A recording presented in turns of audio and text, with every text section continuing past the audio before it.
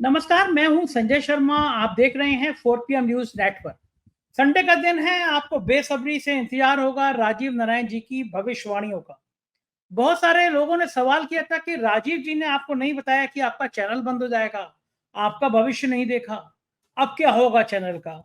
राजीव जी ने भविष्यवाणी करी थी कि 7 तारीख के बाद चैनल खुल जाएगा और 7 तारीख के बाद चैनल खुल गया। सरकार ने सुप्रीम कोर्ट में 13 तारीख को सुनवाई थी, उससे पहले ही यूट्यूब ने हमारा चैनल खोल दिया।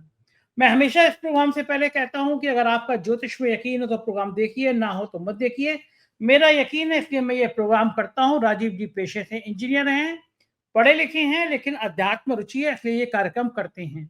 आज के कार्यक्रम में उन्होंने बताया है कि युद्ध के ग्रह कैसे, चूंकि उन्होंने पहले बता दिया था युद्ध होगा, तो उन्होंने बताया कि युद्ध के ग्रह कैसे, युद्ध का समझौता कैसे और इसके बाद क्या परिणाम होंगे। अमित शाह के बारे में भी जाते जाते उन्होंने टिप्पणी करी है कि कैसा रहेगा भविष्य, और उन्होंने बताया है कि क्या होते हैं ग्रह जिनके वजह से मानसिक स्थितियां बिगड़ती हैं। बहुत शानदार बातचीत, आपको ले चलता हूं राजीव जी के पास, लेकिन उससे पहले आपसे रिक्वेस्ट कि आपका चैनल खुल गया है तो 4 PM न्यूज नेटवर्क को ज्यादा से ज्यादा दोबारा सब्सक्राइब करिए, दोस्तों से कहिए सब्सक्राइब करें। एक बड़ी जंग जीत के आए हैं हम लोग। लड़ाई सरकार से थी, सरकार ने बिना किसी कारण बंद किया था, लेकिन अंततः जीत सच की होती है। हमें बताया गया था कि हम एंटी, यूट्यूब ने कहा कि सरकार ने कहा कि हमारा नेशनल सिक्योरिटी को खतरा है। हम बड़े दुखी थे क्योंकि हमारा कड़ कड़ देश के लिए समर्पित है। आखिर चैनल खुला। चलते हैं राजीव जी की, आपने सब्सक्राइब और ज्वाइन कर ही लिया होगा, तो सुनते हैं राजीव जी की बातचीत। 4 PM न्यूज नेटवर्क में स्वागत है राजीव नारायण जी आपका, और आपको शत शत नमन। आप जब चैनल बंद हुआ हमारा, यूट्यूब ने कहा कि भारत सरकार ने कहा कि नेशनल सिक्योरिटी को खतरा है और चैनल हमारा बंद कर दिया गया, तो आपने मुझसे कहा कि 7 मई से और 15 मई के बीच में चैनल शुरू हो जाएगा। और ये बात मेरे दर्शक भी देख सकते हैं, आपने पिछले प्रोग्राम में कहा था कि चैनल शुरू हो जाएगा, चैनल को कोई रोक नहीं सकता। और अभी 13 तारीख को सुप्रीम कोर्ट में सुनवाई है, उससे 2 दिन पहले ही अचानक यूट्यूब ने मेरा चैनल शुरू कर दिया। मुझे समझ में आ गया कि सरकार के पास कोई तर्क नहीं है तो साबित करता कि हमारा चैनल राष्ट्र के खिलाफ कोई काम किया है। हम कर भी नहीं सकते, हम सोच भी नहीं सकते। लेकिन मैं मान गया कि आपकी ज्योतिष विधा क्या गजब की है। आपने मेरा कैलकुलेशन किया, मेरी जन्म पत्री का कैलकुलेशन किया और एक्यूरेट बता दिया, और मेरा चैनल उसी तारीखों में, जिस तारीख में आप कह रहे थे, उस तारीखों में खुल गया। मैं हृदय से आपका नमन करता हूं। लेकिन ये सोचूं, ये बताइए, ये आपको पता कैसे था कि चैनल खुल जाएगा? हाँ, देखिए बहुत अच्छी बात संजय जी। पहली बात तो एक वो बात हमारा वेद का वाक्य है, सत्यमेव जयते। उसका पूरा संस्कृत का शब्द है सत्य इव जयते। सत्य इव कहते हैं ही, सत्य ही की जीत है, ये कहा। तो सबसे बड़ा आपके सारे चैनल के स्टाफ को, मेंबर्स को और दुनिया भर के आपके ऑडियंस को मेरी बहुत बहुत शुभकामनाएं, बधाइयां आपके चैनल दोबारा शुरू हो जाने पर। तो मैं आपकी जब गणना की बात करता हूं कि जब जिस समय मुझे किसी ने ये जब खबर दी थी, तो मैंने कहा यार क्या चंडू खाने की खबर सुना रहे हो यार, ऐसा नहीं हो सकता। लेकिन फिर बाद में शाम को कुछ यूट्यूब देखे तो उसमें पता लगा आपका चैनल बैन हो गया। तो इमीडिएटली फिर आपकी हॉरोस्कोप लैपटॉप ओपन किया और आपकी हॉरोस्कोप को मैंने स्टडी किया। तो मैंने देखा ये शायद 30 तारीख की बात है, 30 अप्रैल की बात है मेरे ख्याल 29 से। को बंद किया गया था। हाँ, 29 को बंद किया गया। हाँ, 30 अप्रैल के आसपास की बात है। तो मैंने कहा कि भाई अगले प्रोग्राम में मैं इसको बता दूंगा। तो मैंने फिर जब आपकी हॉरोस्कोप को क्या नाम है स्टडी किया, तो मैं आपको दर्शकों को फिर दोबारा से देखो, दर्शकों ये मेरे पास उस समय का राइट अप है, ये आपके चैनल पे शेयर किया जा सकता है। तो संजय जी मैंने उसमें जब आपकी हॉरोस्कोप देखी, जो कि आपका जन्म है 5 जनवरी का, मकर लगन और कर्क राशि और जन्म का नक्षत्र पुष्य नक्षत्र, ये मैंने सब बताया था। मंगल आपके 10वें घर में है, 9वें घर में जुपिटर और केतु हैं, और तीसरे घर में आपके राहु और शनि हैं, और बुध आपका 9वें घर का स्वामी होकर के लगन में बैठकर राजयोग बना रहा है। इसीलिए आपके विधाता ने आपके जीवन में कोई अच्छा प्रोफेशन लिखा था तो आपको नेम ऑफ मीडिया से ही मिलना था, मतलब पत्रकारिता से ही, जर्नलिज्म से, क्योंकि मरकरी जो है मीडिया, जर्नलिज्म, कम्युनिकेशन का सिग्निफिकेटर होता है। और आपके जो है 12वें घर में सूर्य है, सेकंड हाउस में वीनस है, जिसकी आपकी महादशा चल रही है। तो भगवान कृपा से आपको सारी तरक्की देखने को मिली है। तो जो आपकी वर्तमान दशा थी, जब मैंने आपकी कुंडली देख रहा था, तो शुक्र में बुध की दशा चल रही थी। तो मैं मुस्कुराया, मैंने कहा संजय जी को तो ये बहुत जल्दी रिलीफ मिल जाएगी। फिर हम लोग क्या करते हैं, एक बीइंग ए ज्योतिषी, ये देखते हैं कि ग्रह में जो शुक्र महादशा और अंतर्दशा के ग्रह में परिवर्तन गोचर में कहाँ आ रहा है। तो शुक्र तो देखो, जो आपकी महादशा जिसकी चल रही है वो तो 31 मई को बदलेगा। लेकिन मैंने देखा हमारा सब्जेक्ट ये होता है कि विषय क्या है, सब्जेक्ट क्या है। मैं ज्योतिष सिखाने के उद्देश्य से ये डिटेल में आपको बता रहा हूं कि हमारा विषय था कि एक मीडिया का चैनल बंद हो गया, हमारी आवाज को बंद कर दिया गया। हमारी आवाज जो कम्युनिकेशन है वो बुद्ध है, तो उसको बंद कर दिया गया। उसकी आपकी दशा चल रही थी, कुंडली में वो राजयोग बना रहा है।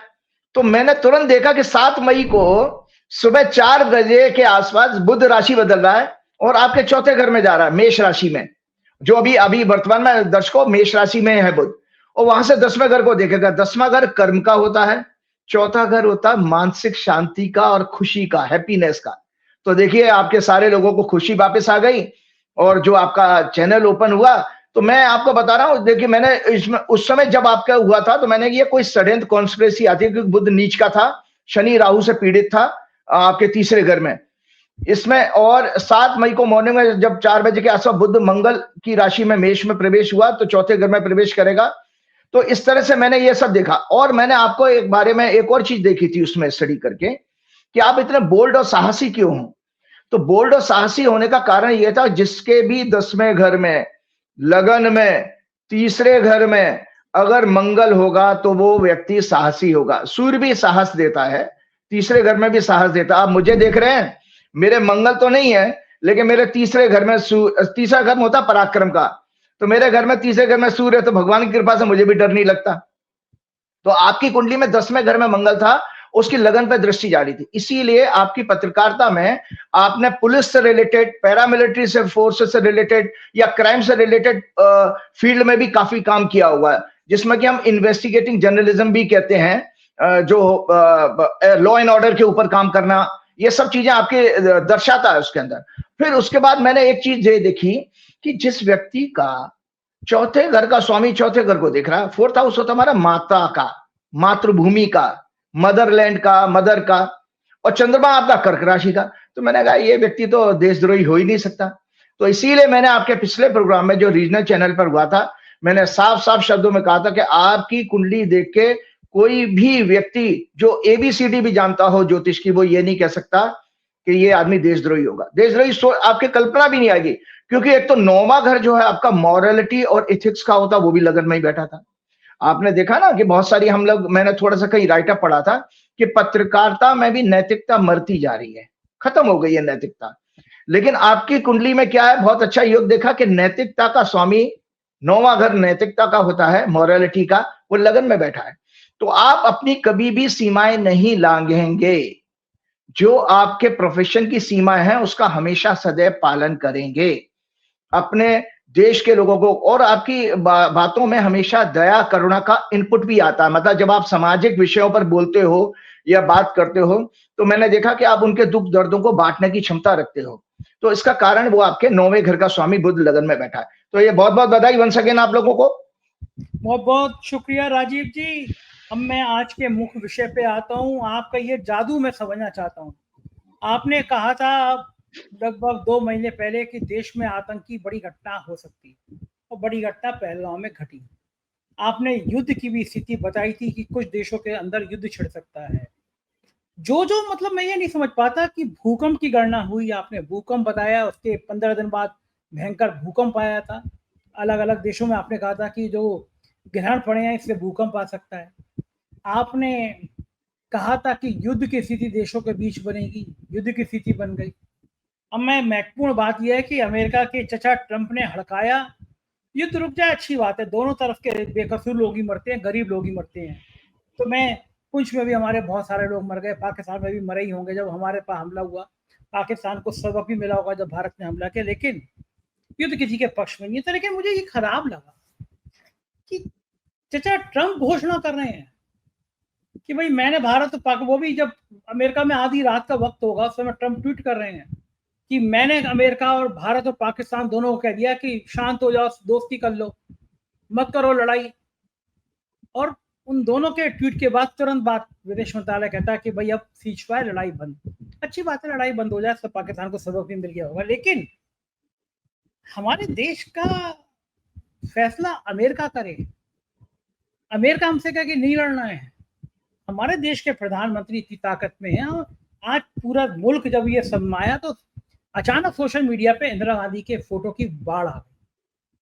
लोगों ने कहा था इंदिरा गांधी ने पाकिस्तान को वो सबक सिखाया कि आज तक दर्द होता है, 2 हिस्सों में बांट दिया पाकिस्तान को। अमेरिका लाख चिल्लाता रहा उस समय भी, हम छठा बेड़ा बेच देंगे, 7वां बेच देंगे। उन्होंने कहा 10वां भी बेच दो, 15वां भी बेच दो, जितने बेड़े हों सब बेड़े बेच दो, लेकिन भारत रुकेगा नहीं, और भारत रुका नहीं, और पाकिस्तान के 2 टुकड़े कर। बुरा ये लगा कि फैसला अमेरिका कर रहा है, कि अमेरिका कह रहा है कि भाई अब आप मत लड़ो और युद्ध विराम हो गया। तो युद्ध विराम होना तो मुझे अच्छा लगा, क्योंकि मैं इसके पक्ष में नहीं हूँ कि युद्ध की विभीषिका में सैनिकों के भी माँ बाप होते हैं, बहन भाई होते हैं, वो मारे जाते हैं, उनका भी दर्द होता ही है। लेकिन अमेरिका ने फैसला किया। अब मुझे ये बताइए, जो आपने मुझसे कहा था कि पूर्ण रूप से युद्ध नहीं होगा, तो युद्ध तो नहीं हुआ, घटनाएं थी। किसी भी दोनों देशों ने ये नहीं माना कि युद्ध हुआ। हमारी रूह का लियाकत जैसी गोदी मीडिया के पत्रकार ने जरूर लिख दिया कि युद्ध हो गया है, लेकिन युद्ध तो कोई मानता नहीं है, पूर्ण रूप से युद्ध माना भी नहीं। लेकिन मुझे ये बताइए कि अब क्या नजर आ रहा है कि, और ये आपके ग्रह क्या बता रहे हैं, युद्ध रुका कैसे? क्योंकि आपने भविष्यवाणी की थी, तो ये भी बताइए कि ये युद्ध कौन से ग्रह की वजह से रुका, और क्या भविष्य में तो कोई ऐसा बड़ा आतंकवादी घटना, कोई बहुत बड़ा युद्ध, ऐसे संकेत तो ग्रह नहीं बता रहे हैं आपके, नक्षत्र नहीं बता रहे हैं आपके। हाँ, देखिए बहुत अच्छी बात आपने की। जो मैंने हमेशा कहा है, जो कि एक ऐसा सब्जेक्ट संजय जी हम आपके प्रोग्राम में आकर 2 साल से कर रहे हैं सब्जेक्ट, कि जो विज्ञान से जिसकी तुलना की जाती है साइंस से। तो मैं आज दुनिया भर के ऑडियंस को बताता हूं, क्या विज्ञान साइंस अर्थक्वेक को प्रेडिक्ट कर सकता है? किसी जगह क्या नाम है, भगदड़ मचेगी, स्टैम्पेड हो जाएगा, उसकी दुर्घटना को प्रेडिक्ट कर सकता है? रोड एक्सीडेंट, मौसम, ये सब चीजों को प्रेडिक्ट कर सकता नहीं। वॉर को प्रेडिक्ट कर सकता है? नहीं। वॉर रुकेगा ये प्रेडिक्ट कर सकता है? नहीं। तो आज सबसे बड़ी खुशी मुझे ये है कि जो मैंने पिछले 20 साल से अपना एक सेवा की, अपने आध्यात्मिक ग्रंथों की, ज्योतिष की, उसका मुझे बहुत बड़ा लाभ मिला कि आज मैं विज्ञान के सामने एक कदम आगे आया और आके आपको दोनों तरह की भविष्यवाणियां दी हैं दर्शकों। इससे बड़ा लिविंग एग्जाम्पल नहीं हो सकता कि मैंने अपने संवत्सर के प्रोग्राम में, जो कि मैंने 16 मार्च को किया था, 9 मार्च का प्रोग्राम चंद्र ग्रहण का, उसमें 23 मार्च को फिर मैंने सूर्य ग्रहण का प्रोग्राम किया है। 30 मार्च को संजय जी फिर मैंने बीजेपी की वर्षफल बताते हुए प्रेडिक्ट किया है। मतलब 4 हॉरोस्कोप में सांकेतिक डिटेल में नहीं आज चर्चा करूंगा, लेकिन सांकेतिक रूप से एज ए साइंस स्टूडेंट मैं आपको बताऊंगा कि मेथोडोलॉजी क्या होती है, साइंस क्या है बेसिकली, उसकी एक सर्टेन मेथोडोलॉजी होती है, एक कार्य पद्धति होती है, और उसके बाद उसमें कॉज एंड इफेक्ट होता है। मान लो मंगल है, मंगल गुस्से का कारक है, तो गुस्सा आएगा ही। 100 करोड़ लोगों की कुंडली में अगर लगन में बैठा तो एग्रेसिव होंगे वो, तो कॉज एंड इफेक्ट आ गया। और तीसरी है रिप्लिकेशन, मतलब वो रिजल्ट आने चाहिए कि जैसे आप H2O 2 मॉलिक्यूल हाइड्रोजन के और 1 मॉलिक्यूल ऑक्सीजन का मिलाओगे तो पानी बनेगा, ये फॉर्मूला है केमिस्ट्री का। इसी तरह से हमने ये देखा, आज दर्शकों में बताता हूं कि जब मैं ग्रहों की बात कर रहा था तो 4 कुंडली में जल्दी जल्दी दिखाता हूं। यह है संवत्सर की कुंडली, जो मैंने 16 मार्च को आप लोगों के यहाँ चर्चा की थी, और इसमें ये राइटअप है, जहां पर मैंने साफ साफ ये राइटअप है, और जो हाईलाइटेड है वो आप देख लीजिएगा, आपके चैनल पे भेज दूंगा।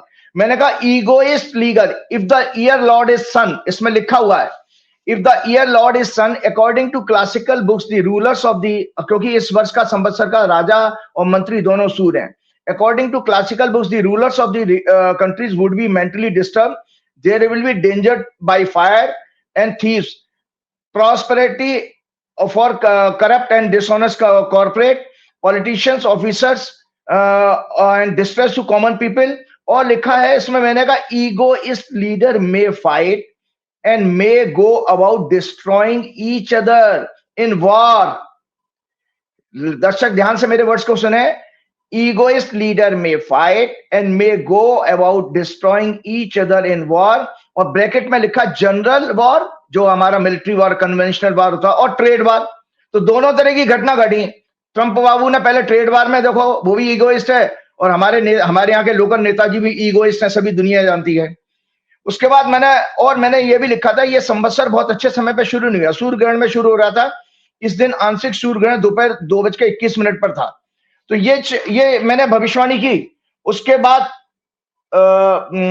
फिर मैंने आपको बता देता हूं, दूसरी कुंडली मैंने बताई है कि इंडिया का चार्ट भी मैंने इसमें इंडिया के बारे में भी ये लिखा था।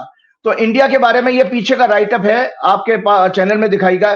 क्योंकि इस कुंडली में जो संवत्सर की कुंडली बनी, third lord Venus is afflicted in 8th house with Rahu Ketu, hence some secret strategy of terrorist acts indicated by neighbouring country, छद्म युद्ध, ये भी आपके उसमें आ गया।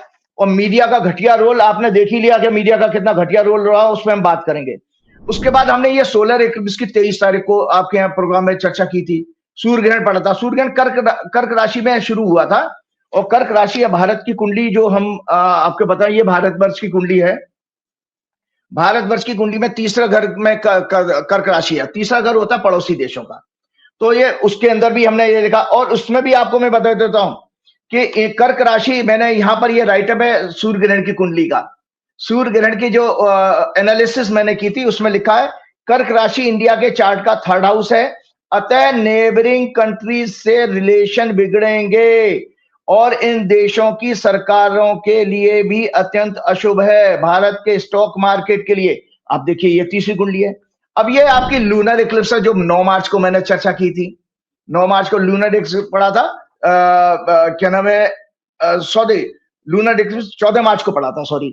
तो ये उस दिन भी आपको 9 मार्च के प्रोग्राम में कहा था, और यहां पर भी मैंने इस बात के लिए कहा है कि दो it will not be visible in India, लेकिन ग्रहण शुरू होने के समय भारत की कुंडली का लगन ही उदय हो रहा है। पड़ोसी देश, ये मैंने मार्क किया हुआ है इसमें, यहां पर राउंड में ये दर्शक देख सकते हैं, पड़ोसी देशों से संबंध और खराब होंगे। तो लगातार आपकी, और ये है बीजेपी की कुंडली, ये बीजेपी की वर्षफल जो 6 अप्रैल से शुरू हुआ था, वो मैं दर्शकों को दिखा देता हूं। क्यों बीजेपी की कुंडली में तीसरे जो धनु लगन बना, उसमें तीसरे घर का स्वामी शनि चौथे घर में पीड़ित हो रहा था राहु केतु से, और इसके अंदर मुंथा भी इनकी चौथे घर में आ गई थी। तो मैंने इसमें इनके राइटअप में लिखा था, फियर अकॉर्डिंग टू, ये है राइटअप इनका जो है बीजेपी की कुंडली का वर्षफल का।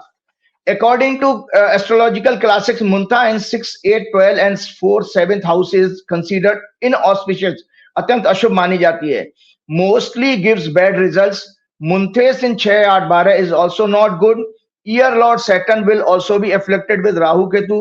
The results of Muntha in 4th house are sickness, ill health, especially mental health, anxiety, misunderstanding with own people's relatives, mother, organization, party, fear from enemy, शत्रु से आपको कष्ट, डर।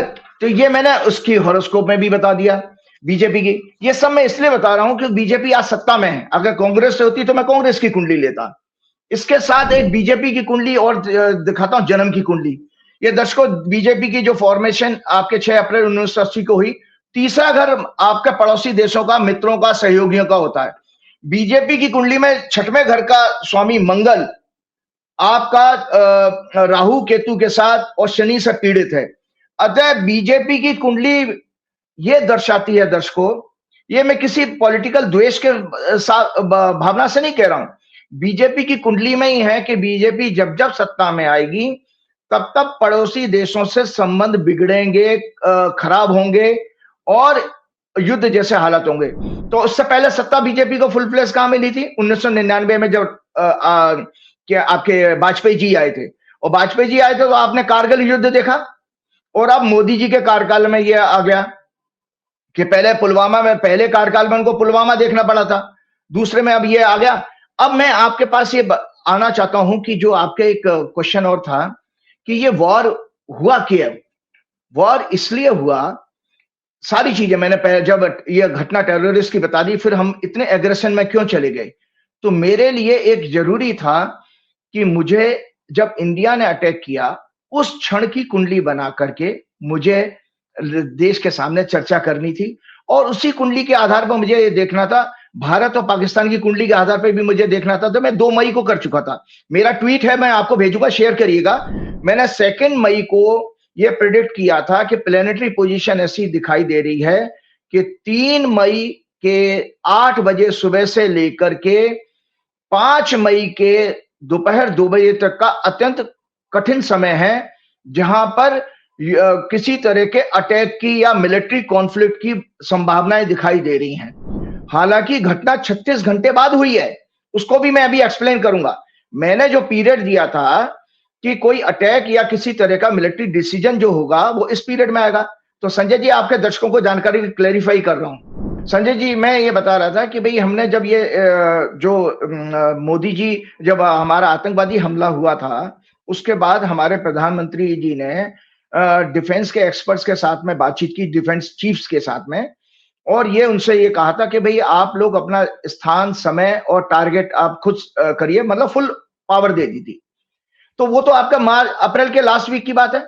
लेकिन दर्शकों की मेमोरी के लिए बताता हूं, जो पीरियड में आपको ट्वीट में आप देखेंगे, उस पीरियड में आपके तीनों डिफेंस के चीफ आते हैं ब्लूप्रिंट लेकर के, क्योंकि मई के फर्स्ट वीक में ब्लूप्रिंट लेकर के आए कि भाई ये हमने प्लानिंग कर ली है, यहां पर टारगेट करना। तो घटना तो जन्म ले रही है ना आपका। अब देखिए, कितना ही उनको फ्रीडम दे दी गई हो, वो अपने आप से अटैक तो नहीं करेंगे। पीएम की सिग्नेचर या कंसेंट तो चाहिए ही चाहिए।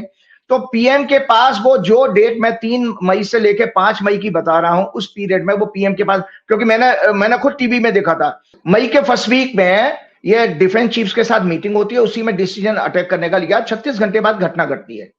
तो एज एन एस्ट्रोलॉजर मुझे ये देखना था कि इस समय घटना हमारी कैलकुलेशन आ रही 5 मई को 2 बजे। तो मैं दर्शकों की जानकारी के लिए बता देता हूं, उसको नाम दिया था हमारे मिलिट्री ने ऑपरेशन सिंदूर। तो ये दर्शकों, मैंने ऑपरेशन सिंदूर की हॉरोस्कोप बनाई है, क्योंकि इसका मीडिया में टाइम आ चुका था। 7 मई की सुबह, मतलब रात्रि, ये 1:05 से, वो जिस तरह की उनकी प्रेस ब्रीफिंग हुई थी, उन्होंने कहा था 1:05 से 1:30 बजे के बीच में ये कार्रवाई हुई है, जो दुश्मन देश के आतंकवादी मतलब ठिकानों पर जो बमबारी की गई थी। तो 7 मई 2025 को 1:05 पर मकर लगन की कुंडली बनी, और 7वां घाव हमने आपके दर्शकों को बताया था, 7th हाउस वार का होता है। 6वां घर भी झगड़े का होता है, 12वां घर भी झगड़े का होता है, 8वां घर भी झगड़े का होता है। ये छद्म युद्ध के लिए आते हैं।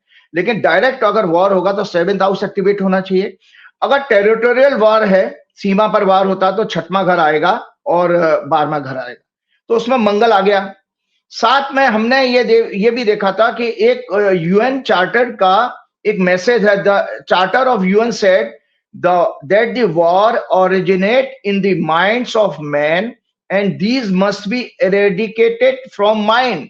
मतलब वो ये कहते हैं, यूनाइटेड नेशन ये कहता है कि जो युद्ध है वो कंसर्न दिमाग में होता है। जैसे हमारा गोदी मीडिया, वो उसके माइंड में तो युद्ध घुस गया था, तो माइंड में, तो यूएन भी वही कह रहा है कि युद्ध जो है, युद्ध की कंसर्न माइंड में होती है, और अगर युद्ध खत्म करना है तो माइंड से युद्ध हटा दो, मतलब हिंसा हटा दो। तो आपको बता देता हूं ज्योतिष के एंगल से कि जितने भी है भारत ने अभी तक युद्ध फेस किए हैं, 47 में हुआ, उसके बाद 62 में हुआ, उसके बाद 65 में हुआ, 71 में हुआ, 99 में हुआ, और अब 2025 में। इन सारी इंसिडेंट में चंद्रमा पीड़ित था, और चंद्रमा वैदिक ज्योतिष में माइंड का सिग्निफिकेटर है।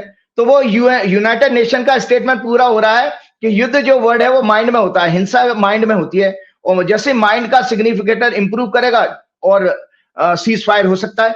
तो मैंने इसमें ये देखा कि इस दशकों, जब मैंने अपने ट्वीट में लिखा था, तो उस दौरान चंद्रमा और मंगल कर्क राशि में इकट्ठे थे। तो मुझे लगा कि वो, और मंगल एग्रेशन का कारक है, क्रोध का कारक है। तो मैंने कहा, और भारत की कुंडली में उस समय आपके तीसरे घर में ये कॉम्बिनेशन बन रहा था, तो मुझे लगा था कि इस दौरान कुछ अटैक की बात हो सकती है। लेकिन वहां पर उसके डिसीजन जरूर फाइनल हुआ उसी पीरियड में। अब लेकिन जब ये इन्होंने अटैक किया है भारत ने, तो वहां पर चंद्रमा फिर से पीड़ित आया है। उसको दर्शकों में बता देता हूं, ये कुंडली में देखिए, चंद्रमा के दोनों तरफ पाप ग्रह हैं। आपका पड़ोस अगर खराब हो ना संजय जी, तो आप जो है अच्छे भले आदमी होकर भी क्रिमिनल बन सकते हो। कहते हैं ना दोस्ती यारी दोस्ती, वो पड़ोस, जैसे आपका पड़ोस कैसे, मतलब एक व्यक्ति हमारे देश के नागरिकों का, कुछ नागरिकों का, थोड़े बहुत का इस समय दिमाग का पूरा भेजा फ्राई हो रखा है, उनका माइंड का। वो क्यों हो रखा है? एक तरफ तो उसके दिमाग के तरफ गोदी मीडिया बैठा है, दूसरी तरफ बीजेपी का आईटी सेल, और वो जो है आपके व्हाट्सएप ग्रुप के अंकल आंटी। तो वो उसको कहते हैं पाप कर्त्री, मतलब नेबरहुड में अगर पाप, ज्योतिष का सिद्धांत है, अगर किसी ग्रह के दोनों तरफ हाउसेस में, लेफ्ट और राइट, अगर मेलेफिक पाप ग्रह होते हैं तो उस ग्रह की क्षमता है वो निगेटिव हो जाती है, कार्य करने की क्षमता निगेटिव हो जाती है, वो निगेटिव सोचेगा। मतलब इसी तरह से आप देसी भाषा में समझो, कोई दारू पिलाने वाला कोई हथियार और दे दे, एक दारू पिलाए, एक कट्टा पकड़ा दे आपको, तो आप क्राइम करोगे करोगे। तो ये चीज इसमें आई थी कि चंद्रमा उस दिन भी पीड़ित था जिस समय ये अटैक किया गया है, और मंगल वहां पर ऑलरेडी अवेलेबल था। साथ में एक रिसर्च हमने ज्योतिष में की थी, बहुत अच्छी डिटेल रिसर्च की थी, क्योंकि जब हम लोग रिसर्च कर रहे थे ज्योतिष में, तो मैंने आप लोगों के किताब में उसमें बताया भी था कि ये मंडेन एस्ट्रोलॉजी में पूरी वार के ऊपर पूरा चैप्टर है, वार के ऊपर भी है, आतंकवादी घटना। तो उसमें हमने एक ड्यूरिंग रिसर्च एक कॉमन फैक्टर्स कुछ पाए थे।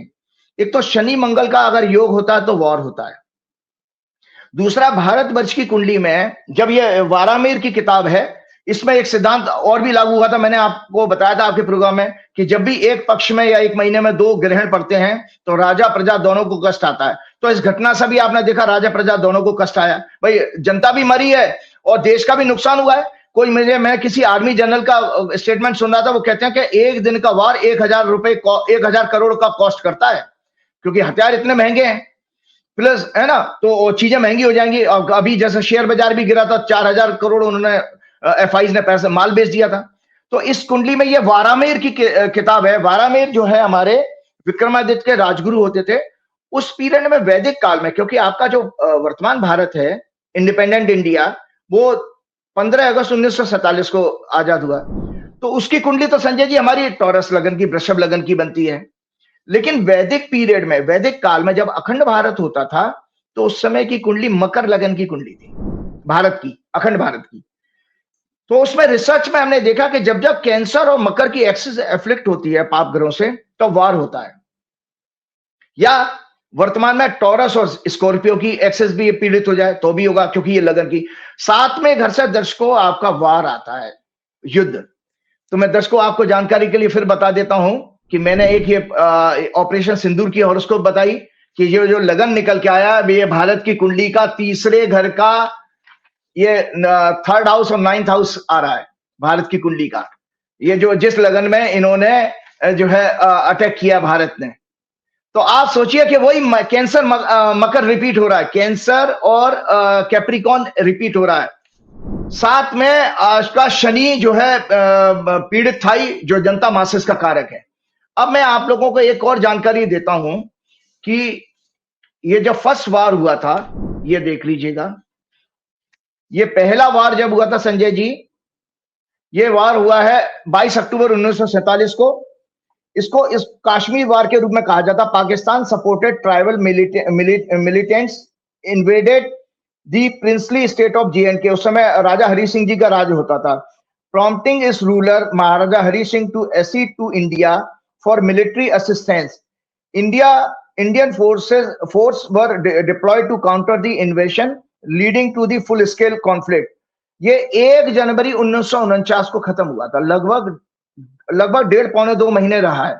1 जनवरी 1949 को ये वॉर खत्म होता है। तो ये मैं अभी इसको आगे बताऊंगा। फिर उसके बाद 1962 का युद्ध होता है चीन के साथ, और 1962 का युद्ध लगभग 1 महीने चला। अक्टूबर 20 को शुरू हुआ था, नवंबर 21 को चीन अपना पीछे हट गया था वहां पे। It was started when China launch simultaneous offensive in the western border, Ladakh and eastern Arunachal Pradesh sectors along the disputed border. China unilaterally declared a ceasefire on 21 November 1962 after achieving its territorial objectives. It retained control of Aksai Chin, which remains a point of contention. यहां पर China पीछे अपने 21 नवंबर को हट गया। उसके बाद 1965 में युद्ध हुआ। इट वॉज 3 सितंबर 1965 को शुरू होता है युद्ध। It was once again primarily fought over the disputed region of J&K. Pakistan wanted to exploit perceived weakness in India following its 1962 war with China.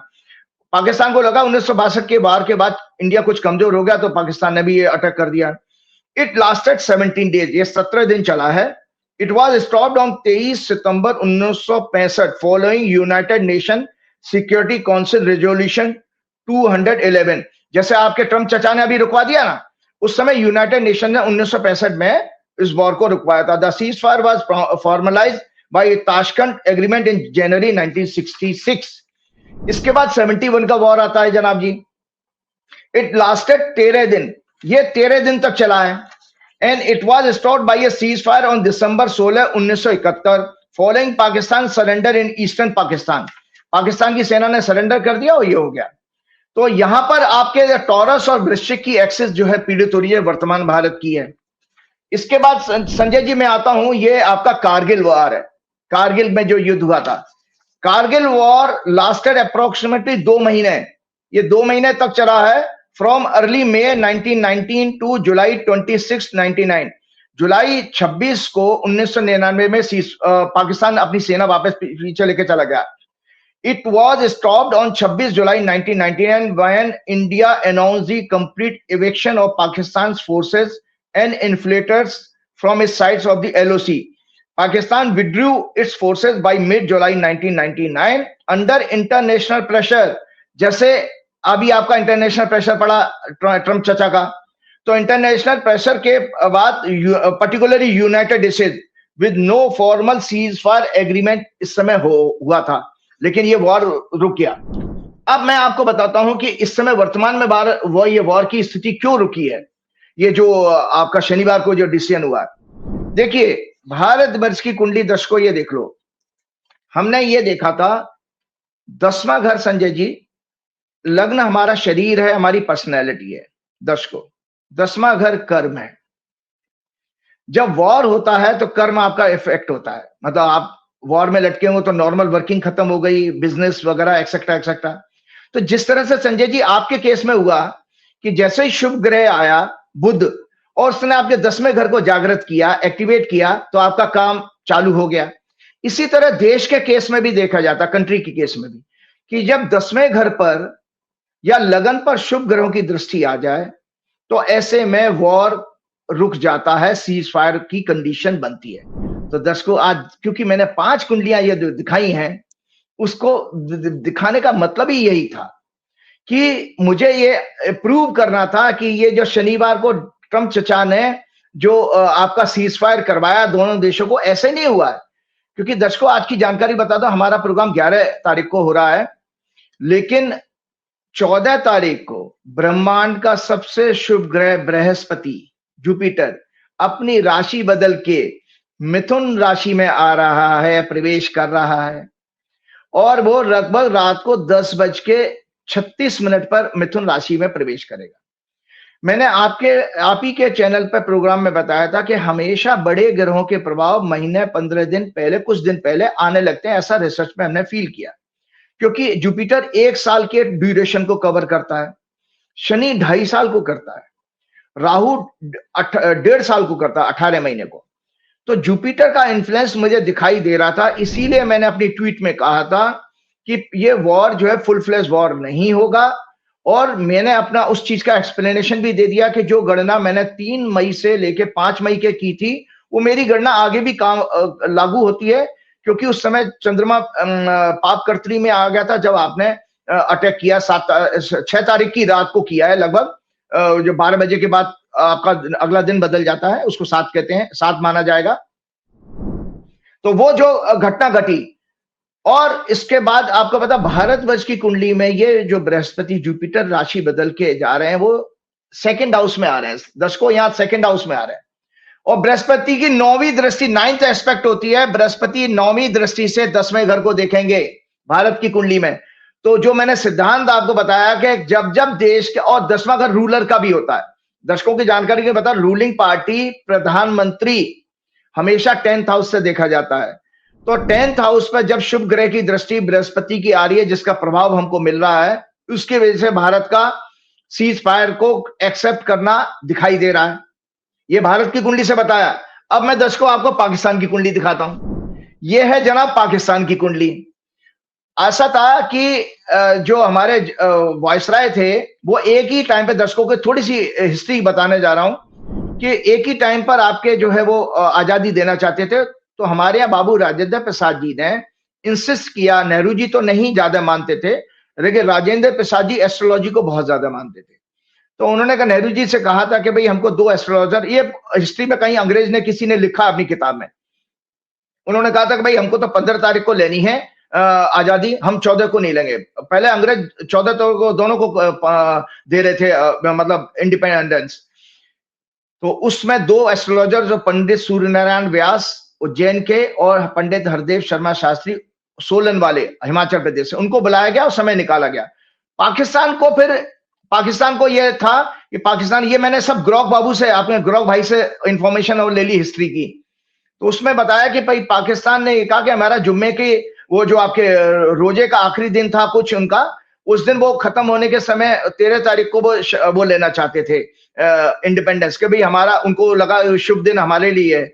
तो इसीलिए वायसराय दौड़ करके 13 तारीख को इवनिंग में वो कराची पहुंचे रात को, और रात्रि को 14 तारीख की रात्रि को, 13 तारीख की रात्रि को 00 आवर 1 मिनट पर पाकिस्तान आजाद हुआ। तो पाकिस्तान की ये मेष लगन की कुंडली है दर्शकों, मेष लगन में है, और इनके दूसरे घर में राहु है। इनका जन्म का नक्षत्र भी राहु का है। इनका जो जन्म हुआ है राहु में चंद्र में हुआ है, इसलिए ये मेंटली कभी भी देश सुखी नहीं रहेगा। एक भविष्यवाणी आप लोगों को कर देता हूं कि मानसिक रूप से ये कभी भी देश सुखी नहीं रहेगा।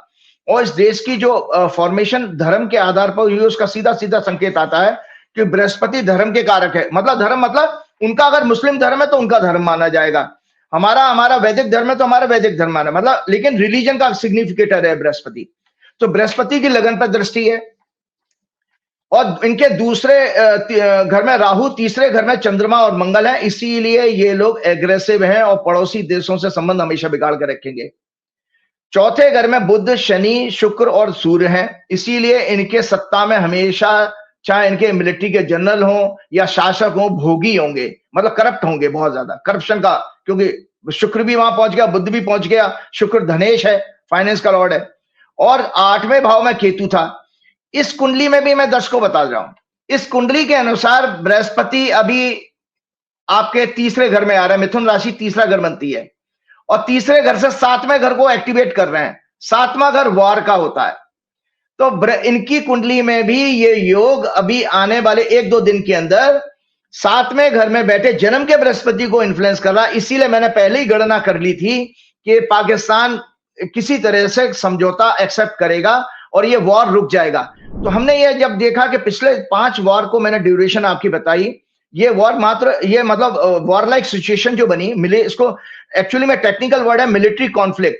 ये मिलिट्री कॉन्फ्लिक्ट मात्र 3 दिन चला, लगभग 3 साढ़े 3 दिन चला है, सिर्फ इस वजह से कि शुभ ग्रह का प्रभाव आ गया, जो मैंने आपको पहले कहा। और 7 तारीख को और बता दो, 7 तारीख को इनका बुध भी इनके आ गया था लगन में। हालांकि बुध इस कुंडली का, पाकिस्तान की कुंडली का 6वें घर का लॉर्ड है, इसलिए पाकिस्तान ने अपनी फाइट जारी भी रखी थी। लेकिन बुध का लगन में प्रभाव, शुभ ग्रह का प्रभाव, और 7वें घर पर वॉर के हाउस पर बृहस्पति के प्रभाव के कारण दोनों देशों की कुंडली के आधार पर मैंने ये देखा कि वॉर रुकेगा, और ये घटना हमें, और सबसे बड़ी बात है, इसके साथ साथ मैं अपने समस्त देशवासियों को बहुत बहुत शुभकामनाएं देना चाहता हूं, क्योंकि युद्ध कोई बहुत अच्छी चीज नहीं है। इसमें देखिए, गरीब किस, जो सैनिक कौन होते हैं, कोई पैसे वाले का, किसी बनिया का लड़का नहीं जाएगा फौज में, उद्योगपति का लड़का नहीं जाता है, गरीब किसान का, मजदूर का लड़का फौज में जाता है। उनकी कैजुअलिटी होती है। चंद ऑफिसर होते हैं, जो ऑफिसर कौन बनते हैं, जो मतलब बाई हार्ट जो है बेसिकली, जिनका देश प्रेम बहुत ज्यादा होता है। पहले के टाइम में सिख हैं, जाट हैं, राजपूत हैं, इन लोगों का भी रहा है हमेशा वार। तो ये वार कोई बहुत अच्छी चीज नहीं है, कभी भी नहीं अच्छा माना गया।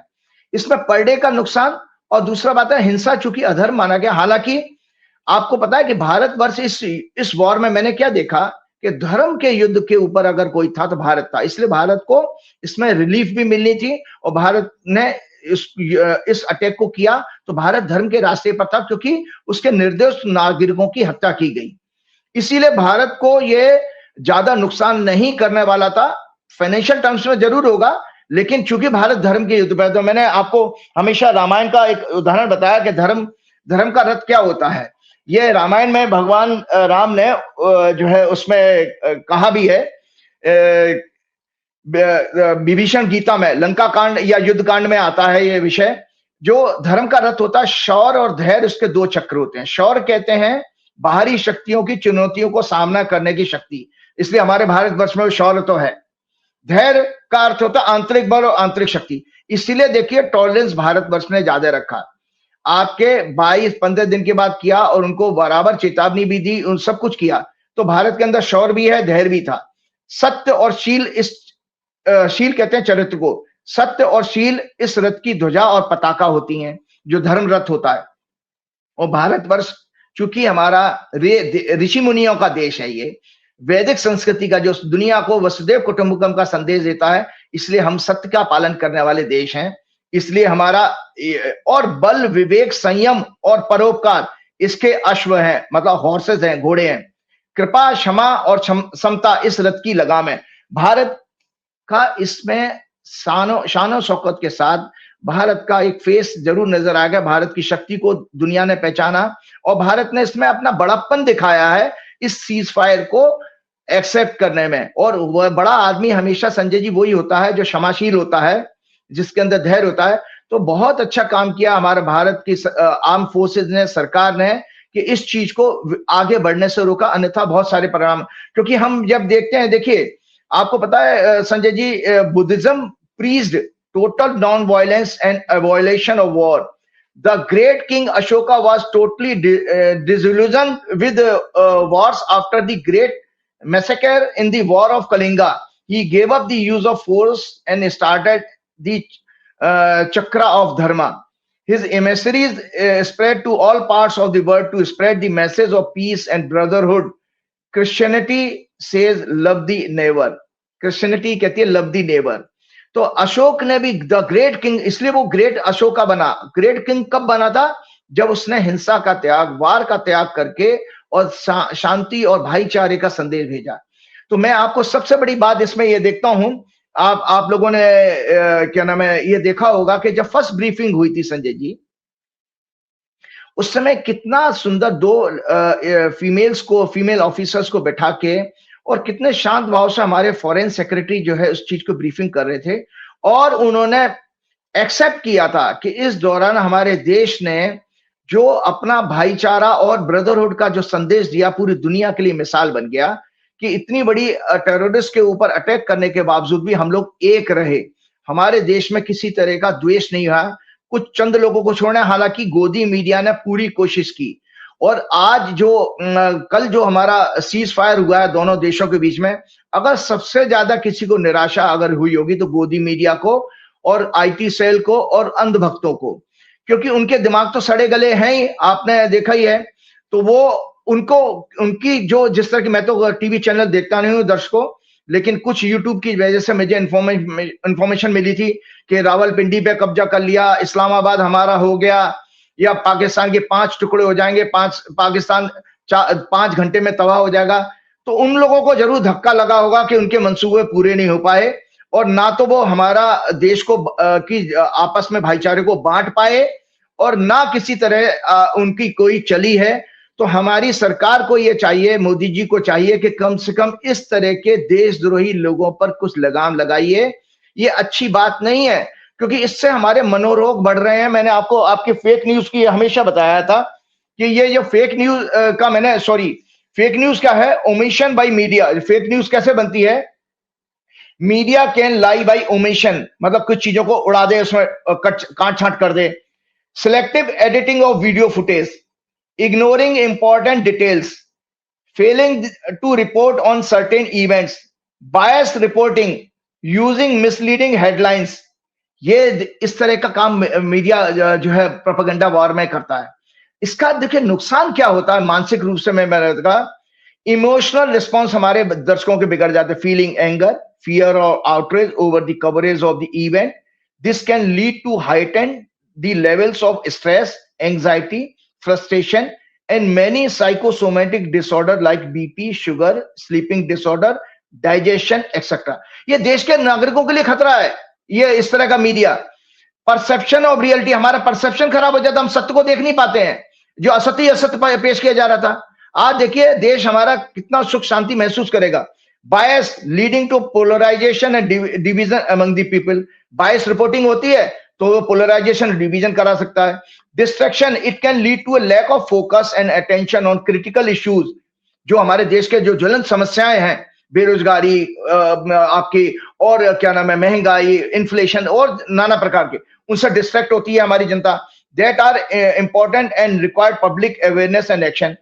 और desensitization, it can lead to people become numb to the event's impact or severity due to the constant and overwhelming coverage. It may also lead to insensitiveness of people.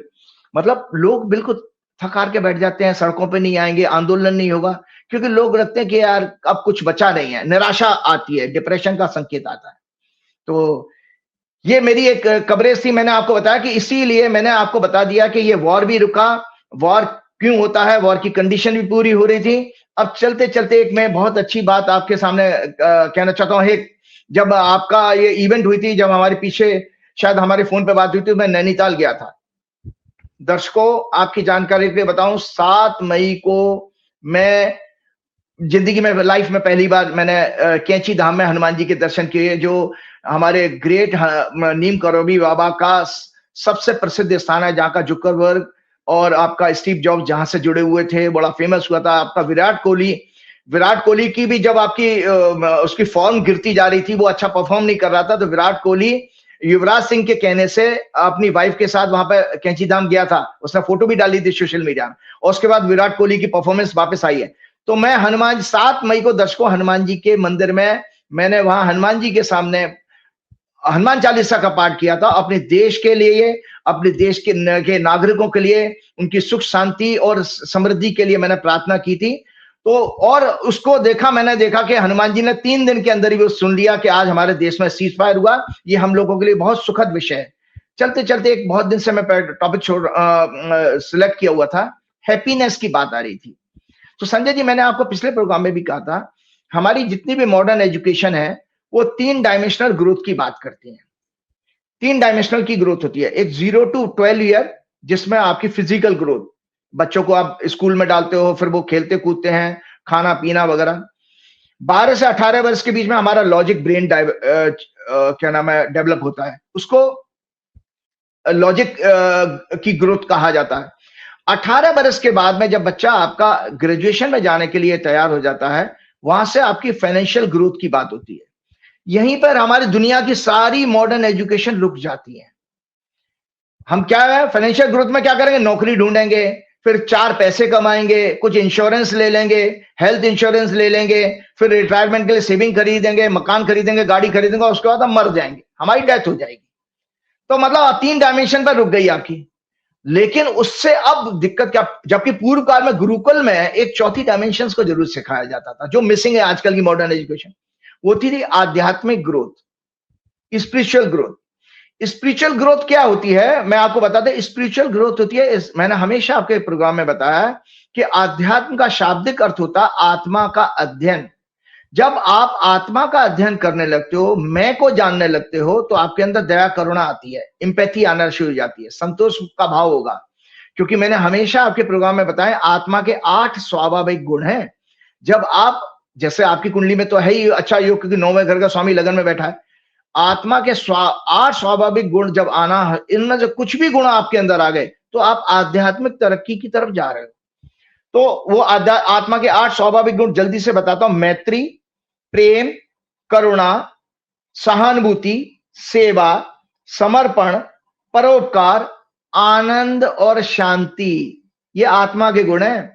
अगर आपके अंदर आनंद नहीं है, शांति नहीं है, इसका मतलब तो आप बेकार, जितना मर्जी पैसा कमा लो, पैसा लेकर तो जाने वाले हो नहीं, सब यहीं छोड़ करके जाना है। सो ये गुण है। तो ऐसा अब महसूस किया जाने लगा संजय जी। मैंने सोचा कि देश के बड़े बड़े प्रीमियर इंस्टीट्यूट्स क्यों हैप्पीनेस के कोर्स को शुरू कर रहे हैं, और वो भी आईआईटी। एक इंजीनियरिंग का हर एक का सपना होता है, हम जैसे जब हम स्टूडेंट लाइफ में, हमारा भी सपना था हम आईआईटी में सेलेक्ट हो जाएं, क्योंकि बहुत बड़ा नाम है दुनिया भर में, आईआईटी के बड़े बड़े पोजीशंस पर उनके सीईओज बैठे हुए हैं, बहुत प्रीमियर इंस्टीट्यूट है, वर्ल्ड में नाम है उसका। दूसरे आते हैं मैनेजमेंट में, एमबीए में आईआईएम। इन बड़े इंस्टीट्यूट्स ने इस चीज को क्यों महसूस किया कि हैप्पीनेस के कोर्सेज शुरू किए जाएं। तो उसको मैं दर्शकों को बता देता हूं कि उन्होंने ये देखा कि ये देखिए, उसमें एक टाइम्स ऑफ इंडिया की एक रिपोर्ट थी जो मैं शेयर कर रहा हूं, you can learn the science of happiness eight IIT Madras, 3 अप्रैल का पेपर था। Can happiness be taught? IIT Madras think so. The institute is partnering with NGO Reiki Foundation for Happiness to establish the Reiki Center of Excellence for Science of Happiness. Psychologist ने happiness को कैसे define किया है? Psychologists define happiness science as a branch within positive psychology and studies factors which influence well-being, positive emotions, satisfaction, resilience, all of which contribute to a fulfilling life.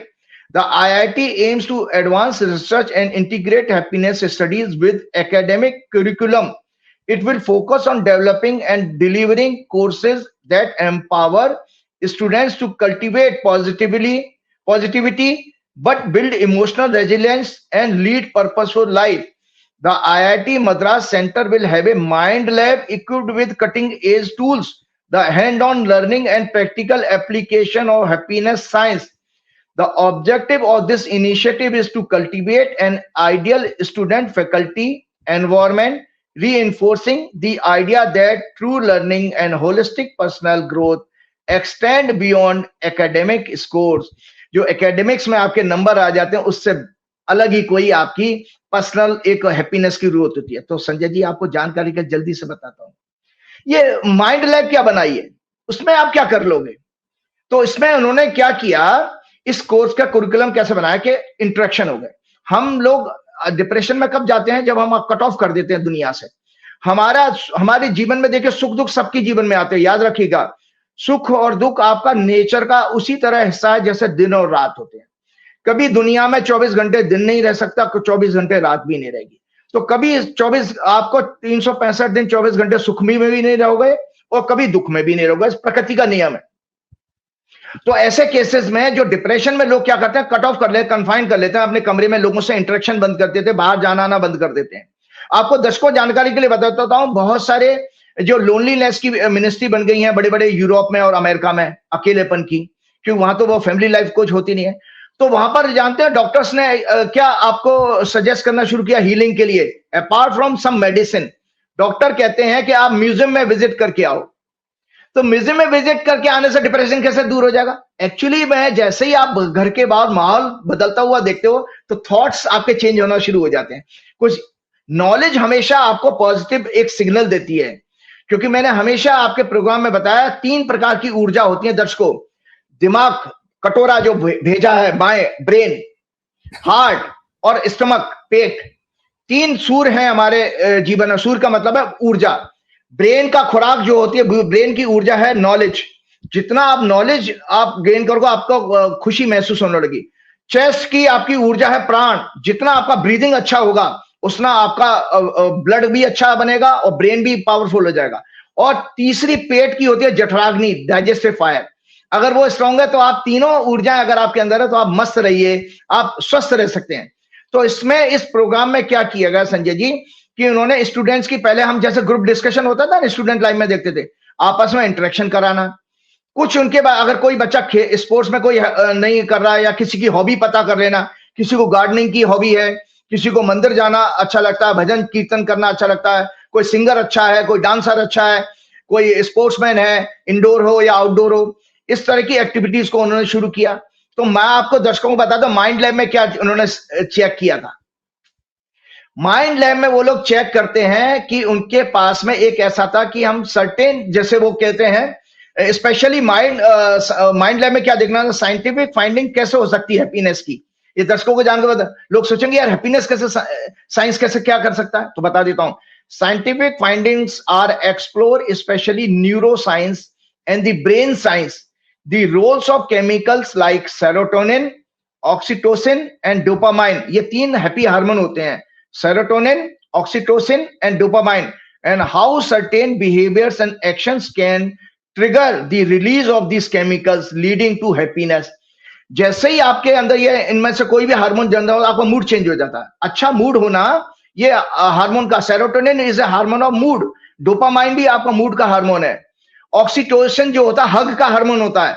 इसीलिए आप जब किसी को गले लगाते हो, किसी के सर पे हाथ फेरते हो, आपके हिंदू हमारे वैदिक धर्म में क्या था, आप पहले चरण स्पर्श करते थे, बुजुर्ग आपके सर पे हाथ रखता था तो आपका एक सर्किट पूरा हो जाता था ऊर्जा का।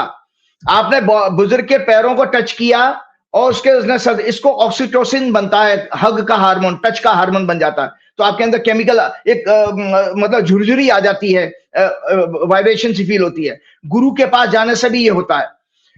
तो इसमें उन्होंने क्या किया, लैब में ये देखते थे कि कुछ बच्चे जो कुछ एक्टिविटी नहीं कर रहे, उनको एक्टिविटी कराई, फिर उनके ब्रेन को उन्होंने अलग अलग इंस्ट्रूमेंट से ऑब्जर्व किया, तो उन्होंने देखा उनके अंदर हार्मोन डेवलप होना शुरू हो रहे हैं। तो इस तरह से उन्होंने साइंटिफिक रिसर्च में देखा कि इस तरह हैप्पीनेस किसी के अंदर भी डेवलप की जा सकती है। तो ये साइंटिफिक मेजर है। तो आपके, और मैं आपको दर्शकों बता देता हूं, जो मैंने आपको विदेश का एग्जांपल बताया था, बहुत सारे आपके पूना में, बेंगलोर में बहुत सारे जो थेरेपिस्ट हैं, जो मोटिवेशनल जो फील्ड में काम करने वाले लोग हैं, संजय जी, वो जो है वो एक आउटडोर ट्रिप लगाते हैं आपकी, और वो जाना ले आपसे पैसा भी चार्ज कर रहे हैं। आपको वो क्या कर रहे हैं, ले जाकर के वो जंगल ले जाएंगे, जंगल में कहेंगे आपने पेड़ को हग करो, मतलब पेड़ को हग टच करने से ही आपके अंदर चेंज, फीलिंग चेंज हो जाती है। एक्चुअली ग्रीन कलर जो होता है पृथ्वी पर 70% 70% ग्रीन कलर है। तो the moment you see green colour, serotonin बनना शुरू हो जाता है, मूड चेंज हो जाता है। आप घर में आप योगा आसन करिए, कुछ भी करिए, लेकिन जैसे पार्क बाग बगीचे में जाएंगे, प्राण शुद्ध मिलेगा, आप एकदम आपकी फीलिंग चेंज हो जाती है। तो इस तरह से मेरे को एक डिटेल में बताना था ये सब चीजें। यहाँ तो भक्तों को हरा रंग देखते ही भड़कने लगते हैं। यहाँ तो रंग भी धर्मों में बांट दिए गए हैं, भाषाएं धर्मों की हो गई, हिंदी हमारी, उर्दू उनकी, केसरिया हमारा, हरा उनका। और जब हरा रंग इतना ताजगी का प्रतीक होता है तो भक्तों के दिल पे बड़ी छुरी चलेगी ये सुनकर। अब ये तो आपने सुप्रीम कोर्ट में भी देखो कहा, माना कि भाई हिंदी का जो ओरिजिन है वो उर्दू से हुआ है, उर्दू बाहर की भाषा थी नहीं, यहीं की भाषा है। और चलते चलते एक और दर्शकों जानकारी के लिए बता देता हूं, एक बड़ी मुद्दा चला था, वो आपके निशिकांत दुबे, फिर धनखड़ जी कह रहे थे कि एग्जीक्यूटिव ज्यादा सुपीरियर है जुडिशरी से। तो अभी आपके दोनों लोग, ये दोनों मानसिक बीमार लोग। हाँ, अभी चीफ जस्टिस ऑफ इंडिया जो अभी रिटायर हो रहे हैं, अगले प्रोग्राम में मैं करूंगा, मैं चाहता था लेकिन अभी समय ज्यादा हो जाएगा, मैं अगले प्रोग्राम में नए चीफ जस्टिस की कुंडली जरूर चर्चा करूंगा। और अमित शाह का पेंडिंग है, अमित शाह की 7:30 उनका खराब समय है, इसीलिए बेचारे वो ह्यूमिलेशन उनको बहुत ज्यादा हो रहा है। तो अभी chief justice of Sanjiv Khanna ji ने क्या जजमेंट दिया था निशिकांत दुबे वाले मैटर में, उन्होंने क्या कहा है कि नहीं, किसी डेमोक्रेटिक कंट्री में सुप्रीम जो होता है कॉन्स्टिट्यूशन होता है, कॉन्स्टिट्यूशन जुडिशरी से भी सुप्रीम है। उन्होंने बहुत अच्छा वर्ड है ये, दर्शकों जान लो, कॉन्स्टिट्यूशन किसी देश का उसके जुडिशरी से, एग्जीक्यूटिव से, मीडिया से, पब्लिक से सबसे ज्यादा ऊंचा होता है, क्योंकि वो आपका वो ग्रंथ है, वो नॉलेज है जो सबको एक साथ बांध रख सकती है।